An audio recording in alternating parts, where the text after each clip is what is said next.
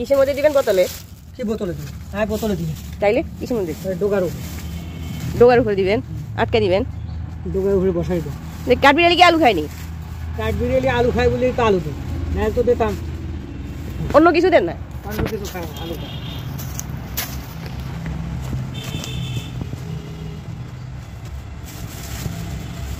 আলু কোথায় দিবেন? এই 200 টাকার কথা বলেন, এগুলো দিই। আমরা দেবেন না দিলে নাই, আমার এলাকা আমার ঝগড়া নাই। না ঝগড়া দেবেন না মশলা ঝগড়া তো দরকার না। আমি হাজার হাজার জায়গায় দিই। আপনার মতো কত মানুষ আছে ভালো ভালো দেবেন না, পাগল হয়ে যাবে সারা দিবেন লোক, সারা ফোন করে আর পায় না।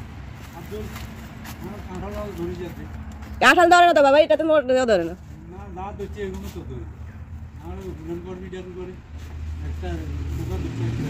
কাঁঠাল জড়ি দেয় যে ওষুধ দিবেন নি? কি ওষুধ আছে নি কাছে? কাঁঠাল ঝরি যায়, কাঁঠাল ঝরি গেলে ওষুধ দেয় কেন? হ্যাঁ এটার ওষুধ আছে না? কাঁঠাল ঝরি যায় তো ঝরি যায়, এটা কি থাকবে? এটার ওষুধ দেবে কিনা? এটার ওষুধ আল্লাহ ছাড়া কিনা দেবে? আচ্ছা, কাঠবিড়ালি আপনার এই কাঠবিড়ালি জেলায় সিঙ্গাস কাটি ফেলেছি, দেখেন না? ভালো কামি হচ্ছে। হ্যাঁ কাটি ফেলাইছেন তো, একটা সিমও নিতে পারতেছি না। ঠিকই তো আছে। কয়টা দিবেন এক গাছে? নারিকেল গাছ একটাতে আলু কয়টা দিবেন? সই গাছ কাছে তো ভালো, একটাও তো খাইতে পারি না। ভালো কামি হচ্ছে। একটা খাইতে পারি না, দোষে তো অনেক দোষে।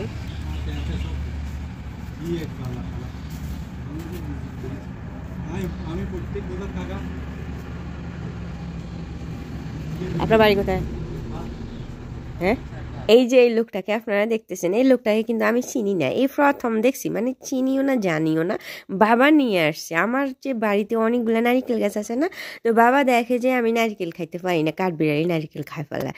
তো উনি আমাকে একদিন বলছেন যে তুমি নারিকেল খাইতে পারবা, আমি একটা লোককে নিয়ে আসবো।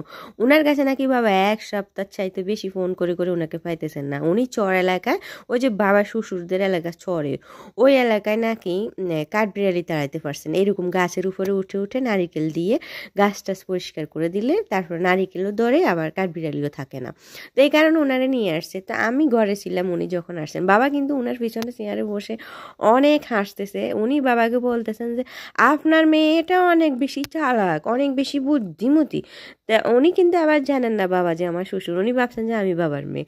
এই কারণে বাবা অনেকক্ষণ পর্যন্ত হাসতেছে। আসলে আমি এরকমই মানুষের সাথে মিশে যাই হঠাৎ করে। আর তাছাড়া ওনার সাথে আমি এরকম করতাম না। হ্যাঁ, উনি বলতেছেন যে আমি যখন বাইরে এসেছি, ঘরে ছিলাম, বাবা বাইরে আসছিল, তখন উনি বাবার সাথে বাড়াবাড়ি করতেছেন, ওনাকে নাকি 200 টাকা দিতে হবে। আমি বলছি না, 150 টাকা দিয়ে হবে। উনি আমাকে বলতেছেন না, আমার কাছে এমপি মন্ত্রীরা ফোন করে, আমাকে পায় না, আপনার শ্বশুর আমাকে পাইতেছে না, আমাকে ফোন করে করে নিয়ে আসছে। ভালো হয়েছে না, আমি বুদ্ধি বেশি। আপনি আসবেন তো আমার ফোন দিবেন না? আমরা শ্বশুরের ফোন দিছি, আমরা শ্বশুর বাবা তো বলে না। এটাই ফোন দেয় আজকে 1 সপ্তাহ থেকে ফোন দিছে আপনারে? না ভাই, তা আসেন না, আরো আগে আসেন না কেন?